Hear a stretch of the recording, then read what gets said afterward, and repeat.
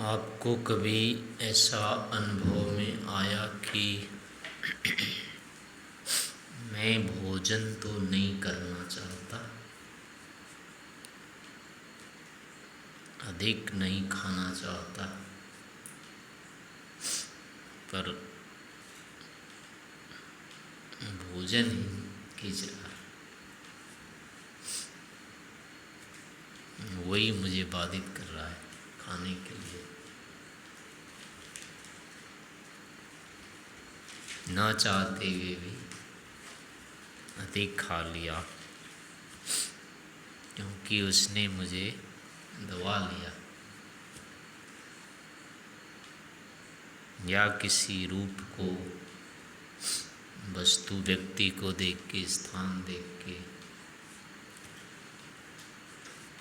ऐसा लगा हो कि अब इसको देखे बिना रहा नहीं जाएगा, वो मुझे बुला रहा है बस।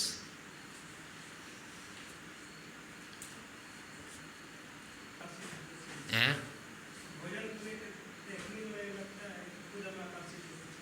हम ही गिर रहे हैं, खींच रहा है मतलब। योग दर्शन में भी वो पढ़ लिया ना, पंक्ति याद है, चित्तम अयस्कांतमणि कल्पम। चित्त जो होता है वो चुंबक की तरह से होता है, वो आत्मा को खींचता रहता है,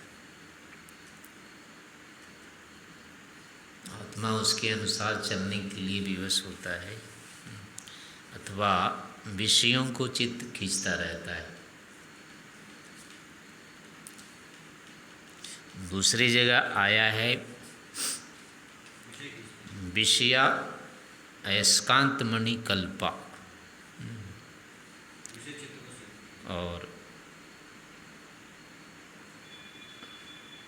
स क्या है, चित्तम अयसधर्मकम चित्तम। वहाँ है कि विषय ही चुंबक के समान होते हैं और मन जो होता है वो लोहे की तरह होता है। यानी कहीं पर तो विषय ही मन को खींचता रहता है, खींचता है अपनी ओर, और कहीं मन विषयों को खींचता है अपनी ओर। ये दोनों ही होते रहते हैं ऐसा। अब इसके साथ है कि आत्मा तो बेचारा दोनों में खींचता रहता है, इसको मन भी खींचता रहता है और विषय भी खींचते रहते हैं। तो इसमें वस्तुतः क्या है? जब हम थाली में लेकर के बैठ जाते हैं, जो भी खीर पूड़ी है,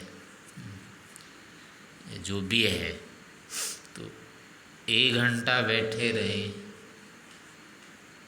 तो भी अपने आप तो आता नहीं मुंह में वो, और हाथ नहीं चलाएं तो मुंह नहीं जाता वहाँ तक। ये खींचा खींची कैसे हो जाता है फिर?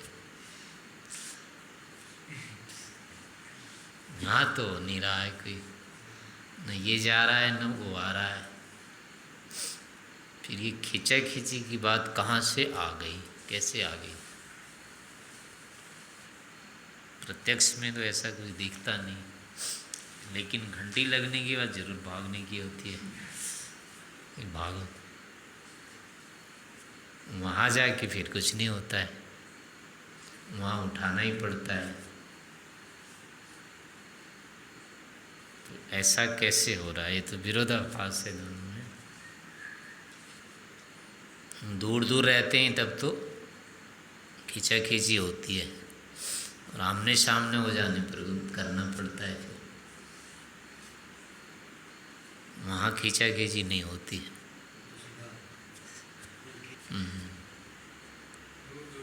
नहीं, हाथ अपनी तरह अपने आप नहीं जाता है ना थाली में, उसको तो लेना ही पड़ता है यार। ना उठाएं तो अपने आप भी नहीं जाता, मुंह में भी। लड्डू तो मुंह में जाता ही नहीं अपने आप। अगर मन खींच रहा होता उसको तो खींच जाना चाहिए था, या हमको ही थाली में गिर जाना चाहिए था।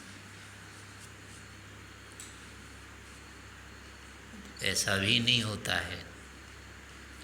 फिर ये खींचा खींची कहाँ होता है, कैसे होता है, या क्या होता है ये?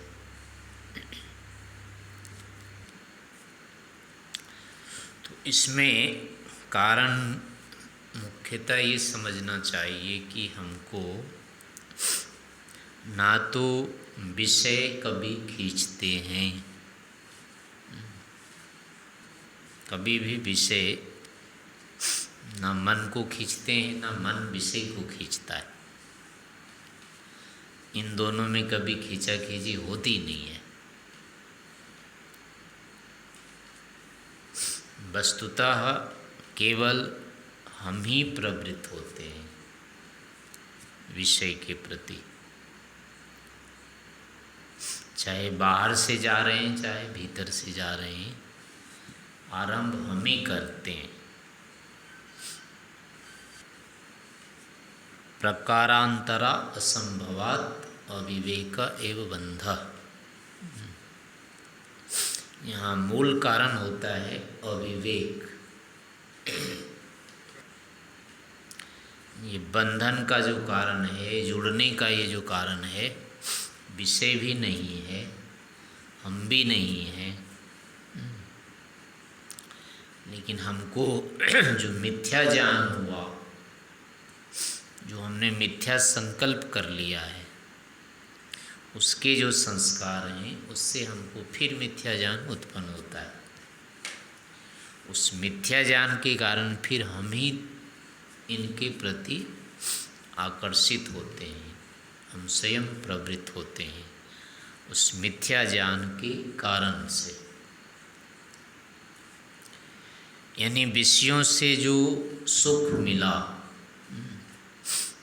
विषयों का जो सानिध्य मिला, उसको हम अपना स्वरूप बना लेते हैं। यानी अपने से उसमें पृथकता नहीं दिखती अनुभूति में। अंदर जैसे शरीर के विषय में लग रहा है कि हम अलग से नहीं हैं, दोनों एक ही हैं, ऐसे अन्य विषयों का भी जो ज्ञान होता है, उसका और अपने साथ भेद नहीं होता है, दोनों जुड़ते से लगते हैं। वहाँ पर विषयों से जो सुख हो रहा होता है वो अपने में ही हो रहा है, यानी मैं ही सुख रूप हो रहा हूँ, ऐसी स्थिति बनती है वहाँ। तो इसके कारण से वो अभेद हो जाता है। तो अभेद होने के कारण फिर अब कभी तो कह देते हैं कि विषय हमको खींच रहे हैं, या कभी हो जाता है कि हम ही विषय स्वरूप हो जाते हैं। वस्तुतः है दोनों में भेद का नहीं दिखना। विषय या विषय सुख के साथ पुरुष का, आत्मा का या अपना अलग अस्तित्व प्रतीत नहीं होना, अनुभव में नहीं आना कि हम दोनों वस्तुतः अलग अलग हैं। हमको केवल इनका ज्ञान होता है, इनकी अनुभूति हो जाती है, इनका सुख वहाँ उत्पन्न होकर के अपने को उसकी अनुभूति होती है, लेकिन वो हमारा स्वरूप नहीं होता है, हम सुख स्वरूप नहीं होते। ऐसा ज्ञान हमको उत्पन्न वहाँ नहीं हो पाता है, बल्कि ये लगता है कि हमारा स्वरूप हो गया, ये तो मैं ही ऐसा हो गया। दोनों घुल मिल जाते हैं, और चूँकि वो अनुकूल रहता है, सुख हमारे स्वभाव के अनुकूल है। अनुकूलता होने के साथ साथ अब वो हमारा स्वरूप बन गया, तो अब उसको हम क्यों छोड़ना चाहेंगे, वैसे ही रहना चाहते हैं। जो सुख अनुभूत हो रहा है वो लगता है कि अनुभूति ये बनी रहे बस, और वो अनुभूति बिना उसके नहीं बनती है। विशेष सन्निकर्ष संबंध के बिना वो अनुभूति बनी नहीं रहती है या बनती नहीं है। और वो अनुभूति अनिवार्य रूप से हम चाहते हैं, क्योंकि वो अपना उत्तम स्वरूप प्रकट सा लग रहा होता है। तो अपने उस उत्तम स्वरूप को जो प्रकट हो रहा है उसको नहीं जाने देना चाहते हैं।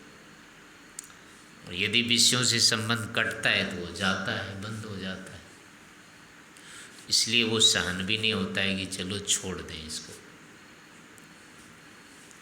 तो विषयों के प्रति जो भागने में कारण है ये, अब उससे आकर्षित होना कहेंगे या उससे अभिभूत दबना कहेंगे या उससे बाधित होना कहेंगे, जो भी कह लें, वस्तुतः केवल यही है कि हम उसको अपना स्वरूप मान करके वैसा ही रहना, बने रहना चाहते या वैसा ही होना चाहते। ये अज्ञान वहाँ कारण है।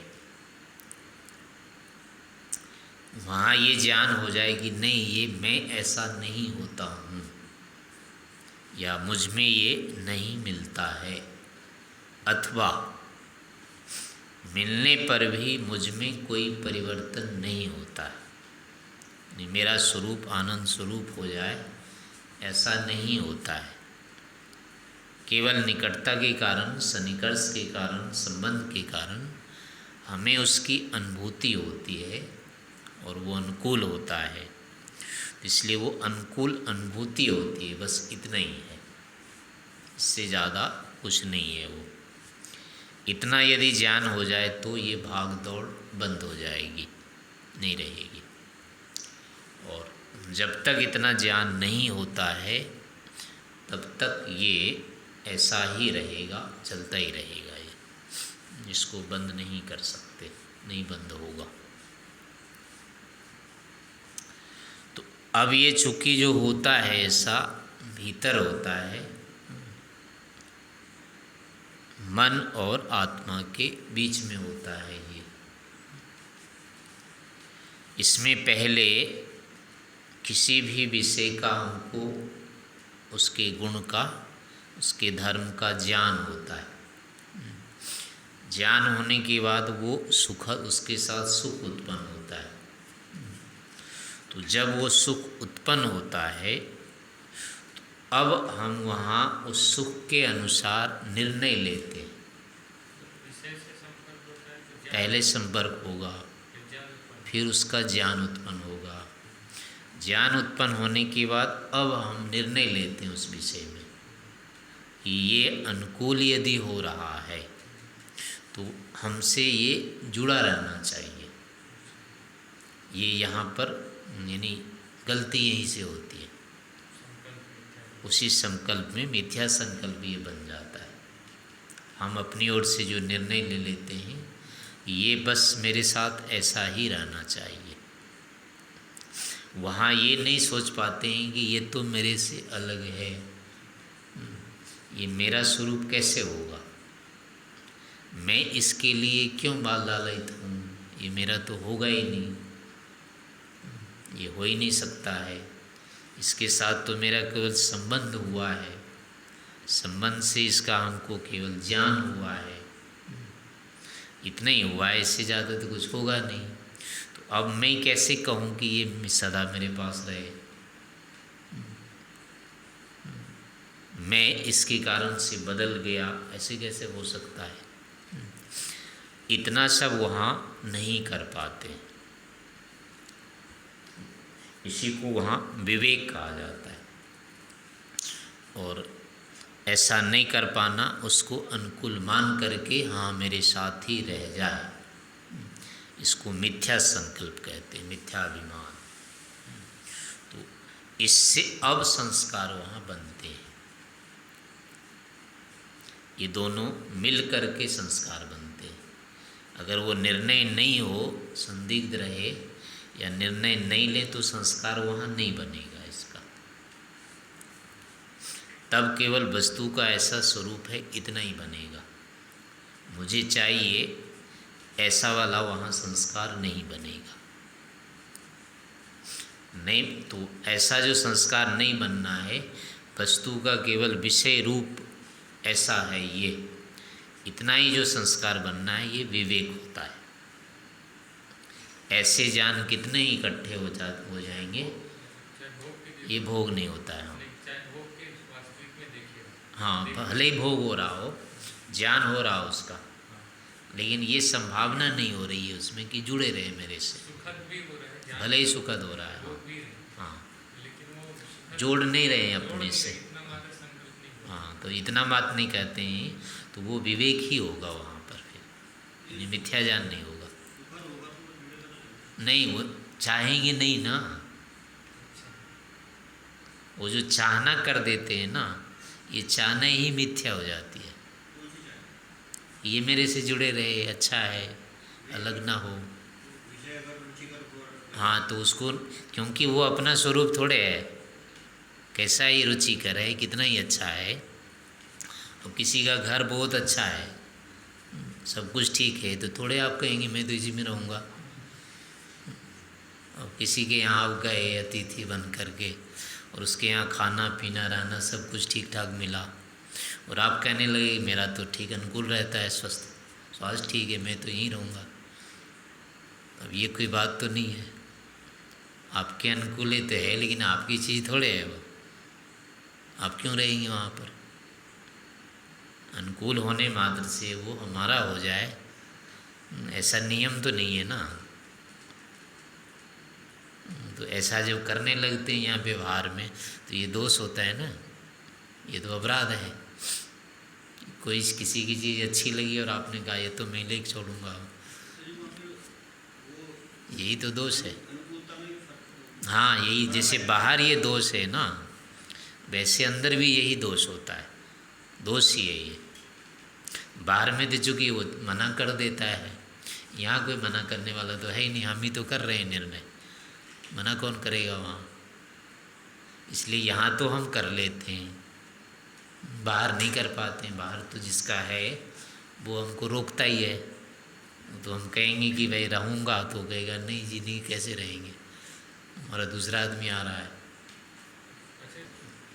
जिस बार संकल्प नहीं किए, फिर अगली बार इच्छा कम होगी। हाँ, उसमें नहीं होगी, यानी पहले से नहीं किया हुआ है ना, उसके साथ जुड़ने की नहीं होगी। पूर्व में रहा है, पूर्व में यदि हो गया है तो भी होगी, और ये विरुद्ध वाला बाद में किया, नए वाला अभी किए, हाँ, तो फिर थोड़ा सा अंतर पड़ेगा, कमज़ोर रहेगा वो, उतना नहीं होगा वो। और ये यदि बढ़ते जाता है तो फिर उसको दबा देगा। एक दिन बढ़ते बढ़ते बीच की स्थिति आएगी, उसमें जैसे होता है ना कि करूं कि नहीं करूं, खाऊं कि नहीं खाऊं, देखूं कि नहीं देखूं, एक ऐसा भी होती है ना स्थिति आती है। तो वो तब भी आती है जब बहुत मना करते रहते हैं, नहीं नहीं नहीं करना है, इस बार नहीं खाना है, नहीं खाना है, तब वो संशय वाली स्थिति आती है। यानी दोनों संस्कार जब बराबर बराबर हो जाते हैं, तो वहाँ पर ये संशय वाली हो जाती, करूं कि नहीं करूं, क्या करूं, घर छोड़ना है नहीं छोड़ूं, क्या करूं, जाऊं कि नहीं जाऊं। पहले तो रहता है नहीं जाना है, घर छोड़ना ही नहीं है, फिर धीरे धीरे कई बार सोचते हैं नहीं यहाँ तो कुछ होता नहीं है, चलो छोड़ देते हैं। फिर उसके बाद वहाँ पहुँचते हैं तो थोड़े दिन लगता है ठीक है, बाद में लगना कहाँ फंस गया, वही ठीक था। फिर भी रुकते रहते हैं, रुके रहते हैं, रुके रखते हैं, तो बीच में लगता है फिर कि हाँ रुक भी सकते हैं, और कोई अगर वहाँ की प्रशंसा कर दे तो कदर नहीं चलते, और यहाँ की कर दे तो लगता है नहीं ठीक है यहीं रहेंगे, वहाँ नहीं जाना। ऐसे बीच की स्थिति हो जाती है, बाद में फिर होती है कि नहीं ये ठीक है, वो वहाँ ठीक नहीं है। तो ऐसे सभी विषयों में होता है, जिन विषयों में पहले से सुख लेते रहे तो अब उसमें लेने के ही संस्कार बनेंगे, पर बाद में उसमें अगर दुख देखना शुरू किया, कोई विरुद्ध स्थितियाँ उसमें आने लगी, तो अब उसमें आसक्ति कम होने लगती है। धीरे धीरे बराबर बराबर दुख देखते देखते अंत में बीच में एक ऐसी स्थिति आती है, अब तो लेना तो भी ठीक, नहीं लेना तो भी ठीक, बीच की आ जाती है। और अब जब और थोड़ा जब उसकी प्रतिकूलता की मात्रा बढ़ जाती है तो लगता है अच्छा है ना जुड़ें तो ही ठीक है, अलग ही रहना अच्छा है। अब कोई भले ही दबाव देगा तो हो जाएगा, लेकिन वो हटते ही फिर लगेगा शांति हो गई, अच्छा है, नहीं जाना ही ठीक है, वो ऐसे लगेगा। और बढ़ते बढ़ते अंत में जाके फिर होगा नहीं, बिल्कुल नहीं चाहिए। तो ऐसे स्तर बनते हैं, धीरे धीरे इसके बनते हैं। तो विवेक ज्ञान के ऐसे बनते हैं। लेकिन जो नए विषय होते हैं और जो सुखद होते हैं, अनुकूल होते हैं, उसमें हमारा अनायास यही अज्ञान बन जाता है कि नहीं, ये छोड़ने का नहीं, ये साथ ही रखने का है। तो बिना चाहे अंदर ऐसा संकल्प कर लेते हैं, इसलिए वो मिथ्या संस्कार बनते ही जाते हैं। और ये चूँकि हमारा जन्म, उस समय बुद्धि तो काम करती नहीं है, लेकिन अनुकूलता तो उस समय भी समझ में आती है। तो उस समय मतलब जब तक होश आता है तब तक बहुत संस्कार बन जाते हैं इसके। तो जन्मते ही हमारा मिथ्या ज्ञान शुरू हो जाता है। तो बड़ा होते होते 10 साल 15 साल में थोड़ा थोड़ा समझ में आता है कि ये तो ठीक नहीं है, तब तक बहुत सारे संस्कार बन जाते हैं। और अगर ऐसा कोई उपदेश सुनने को नहीं मिला, किसी से देखा नहीं, कोई विरुद्ध स्थिति नहीं देखी, तब तो भयंकर संस्कार तब तक बन जाते हैं। और यही जन्म जन्मांतर में आवृत्ति होते होते फिर होता है कि इसके बिना तो हम रह ही नहीं सकते, इसके बिना हो ही नहीं सकते। ऐसे वहाँ मिथ्या ज्ञान के बहुल संस्कार हो जाते हैं इकट्ठे चित्त में। तो अब उसमें हमको वही दिखता है हर समय। बाहर के विषय प्रत्यक्ष अपने से अलग दिखते हैं, लेकिन उन विषयों से संबंधित जो ज्ञान होता है, जो संस्कार होते हैं, वो अपने साथ हर समय रहते हैं, संबद्ध रहते हैं। इस कारण से अलग होते हुए भी विषय हमसे जुड़े हुए ही दिखते हैं। भीतर हम इन संस्कारों से जुड़ रहे हैं या संस्कारों के कारण हमको ज्ञान हो रहा है, इतना नहीं दिखता है। अंदर वो संस्कार या उससे उत्पन्न होने वाले ज्ञान हमको विषय स्वरूप ही दिखते हैं, अर्थ रूप में ही दिखते हैं। इस कारण से अर्थ अलग होते हुए भी अपने से वो अलग नहीं होता है प्रतीत। तो जब अलग अंदर नहीं प्रतीत होता है तो फिर हम छोड़ने का संकल्प कैसे लेंगे। इसलिए होना ये चाहिए कि वस्तु यदि हमसे अलग है तो हम उसको अपने साथ जोड़ने का कैसे संकल्प कर सकते।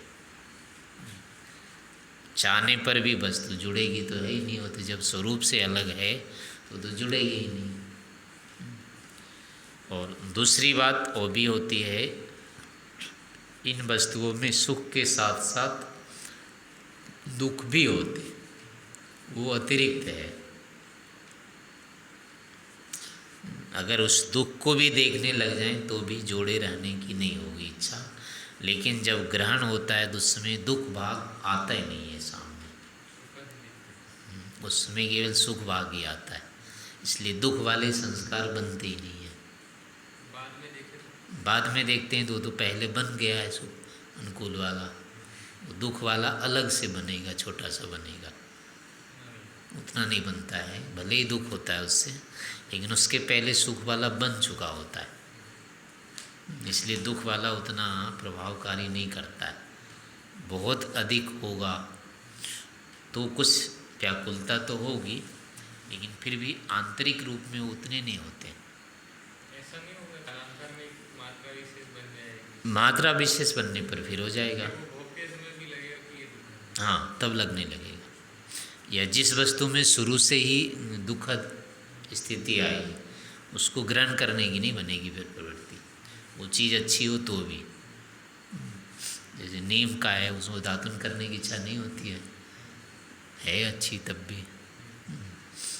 या गुड़ खाने की इच्छा होती है, भले ही कफ बढ़ जाता है उससे, दुख उसमें है लेकिन सुख वाले से ही काम करते हैं। और नीम का है वो अच्छा होते हुए भी उसमें जहाँ तक बच सकते हैं उतने बचे हो, जब पड़ ही जाते हैं तो ठीक है, वो तो लेना ही होता है। लेकिन जहाँ तक बचे रहने की रखते हैं उसमें संभावना, तो ये ऐसा इनमें संस्कारों के ऐसा बनने से हो जाता है। हमारे मन में क्या होता है, सारा संसार जैसे बाहर है, ऐसे कि ऐसे हमारे मन में भर जाता है और दिन रात हम उन्हीं संसार से जुड़े रहते हैं, लेकिन लगता है कि हम इससे जुड़े हुए हैं। वस्तुतः हम केवल इनके ज्ञान से जुड़े हुए हैं। भीतर चित्त में हमारे साथ ही संसार संस्कार के रूप में या ज्ञान के रूप में हमारे पास रहता है। तो हम दोनों का संबंध तो वो वाला होता है, सांस्कारिक संबंध है, लेकिन वही वस्तु रूप में हमको लगता रहता है या उसको वस्तु रूप में मानते रहते हैं। इसलिए भले संसार अलग है, लेकिन हमको अनुभूति नहीं होती है, क्योंकि इससे संबंधी ज्ञान हमारे पास रहता है, वो नहीं अलग हो पाता है। तो बाधा कठिनाई हमारे सामने यही होती है। तो इसलिए फिर क्या होगा, उस सांस्कारिक स्तर पर ही अब इसका विरोधी ज्ञान भी संग्रहित करना होगा। जहाँ पर मिथ्या ज्ञान बैठे हुए हैं, तत्व ज्ञान को वहीं इकट्ठा करना पड़ेगा, वहाँ इकट्ठा होकर के वही फिर हमको इनसे अलग करेगा। तो अब उसके लिए फिर ये सारी प्रक्रिया जो भी होती है, पढ़ना है, सुनना है, उपदेश आचरण करना है, यम नियम का पालन करना है, ये सारे के सारे इसलिए करने होते हैं, इस माध्यम से फिर ये ज्ञान एकत्रित होते हैं, और कोई उपाय नहीं होता है। पहले चूँकि अज्ञान के बन चुके हैं संस्कार, और वहाँ तक हम सीधे सीधे जा नहीं सकते। ऐसा कोई ऑपरेशन तो होता नहीं है कि उसको काट के साफ कर दे, नया वाला डाल दे जाके, अभी तक तो नहीं हुआ ऐसा। तो उसको साफ करने का ये एक माध्यम बच जाता है। जिस विधि से अज्ञान को हम पकड़ रहे हैं, उसी विधि से ज्ञान को भी पकड़ना होगा। यानी इन्हीं इंद्रियों से अज्ञान हुआ है इकट्ठा, तो ज्ञान भी इन्हीं इंद्रियों के माध्यम से ही करना होगा। तो अज्ञान करने के लिए तो दूसरे की अपेक्षा नहीं होती है, लेकिन ज्ञान चूँकि अपने पास नहीं होता है, वो तो जिसके पास है उसी से आएगा, उसी के माध्यम से आएगा। तो ज्ञान सर्वदा हमको ईश्वर से मिलना होता है। अज्ञान सीधे सीधे प्रकृति से ही मिल जाता है, लेकिन ज्ञान प्रकृति से नहीं मिलता है सीधे सीधे, वो ईश्वर से लेना होता है। और ईश्वर से हर को नहीं मिलेगा साक्षात, वो फिर पारंपरिक रूप में ऋषियों के द्वारा, शास्त्रों के द्वारा, और फिर जो वर्तमान विद्वान होते हैं उनके माध्यम से फिर हमको लेना पड़ता है। तो अब इसमें कई सारी स्थितियां बन जाती हैं। मतलब कहीं पर व्यक्ति के अनुकूल, विद्वान के अनुकूल व्यवहार करना पड़ता है, कहीं शास्त्र के अनुकूल अपने को बनना पड़ता है, कहीं सत्संग के अनुकूल बनना पड़ता है, स्थान के अनुकूल बनना पड़ता है। वो सारी चीज़ें फिर आ जाती है बाद में, जो सीधे सीधे नहीं होती है उपयोगी, लेकिन उस वस्तु को लेने में वो कारण बनी रहती है। अब दुकान में सीधे सीधे मिठाई लेकर के खानी हो, तब तो ज़रूरत नहीं है ढक्कन की, उसके डिब्बे की। लेकिन मान लो दूर ले जाके खाना है, तो डिब्बे के बिना तो काम चलेगा नहीं, वो डिब्बा लेना ही पड़ता है, जबकि डिब्बा किसी काम का नहीं होता है। अब फिर क्या होता है कि अब डिब्बे सहित मिठाई तुलवानी पड़ती है। दुकानदार भी इसका हमको लेता है, डिब्बे का मिठाई के बराबर पैसा लेता है, उसके सहित ही तोलता है वो। नहीं तो भाई अपना हाथ में ले जाओ, वो हम ले नहीं जा सकते, तो उनको अतिरिक्त किराया जैसे पैसा देना पड़ता है। तो ऐसे यहाँ पर भी हो जाता है।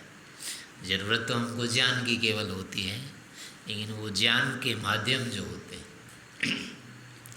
उनके बिना ज्ञान मिल नहीं सकता। तो अब क्या होता है, हमको अतिरिक्त समय भी लगाना पड़ता है, अतिरिक्त पुरुषार्थ भी करना पड़ता है, अतिरिक्त उनके अनुकूल बनना पड़ता है, अन्यत्र रहना पड़ता है। ये सारी चीज़ें फिर अलग जो अतिरिक्त साथ में होती है उनको भी हमको फिर वहन करना पड़ जाता है। सीधे सीधे ज्ञान उपलब्ध संभव ना होने से उसकी तो ये सब भी चीज़ें हमको ध्यान में रखनी होती है। तो इस रूप में हर समय ये विचार करते रहना चाहिए, कोई भी विषय हमको आकर्षित क्यों कर रहा है, क्यों हम उससे बाधित हो रहे हैं, क्यों उसके एक प्रकार से हम दब रहे हैं उससे। जब जब ये ऐसी स्थिति आती है तब तब ये सोचना चाहिए क्या ऐसा वस्तुतः है या हम अपने ही अज्ञान से ऐसा कर रहे हैं। विषय ही सचमुच में हमको बाधित कर रहे हैं या मैं विषय के नाम से स्वयं बाधित हो रहा हूँ, अपनी अज्ञानता के कारण से हो रहा हूँ। ऐसे मिलान करते रहना चाहिए। मिलान करते करते फिर उसमें होता है कि नहीं ये तो मैं अपनी तरफ से कर रहा हूँ, वो तो जहाँ है अपनी जगह में बैठे हुए वो क्या करेंगे। तो ऐसे चाहे भोजन के विषय, चाहे रूप के विषय, चाहे रस के, गंध के, स्पर्श के, किसी प्रकार का बाहर का विषय है, अंदर का विषय है, सभी में यही नियम लागू होते हैं। तो इस प्रकार से देखते रहना, सुनते रहना, विचार करते रहना, यह विवेक उत्पन्न करने की विधि होती है। और धीरे धीरे हमको इसी प्रक्रिया से विवेक प्राप्त हो जाता है और सफलता मिल जाती है।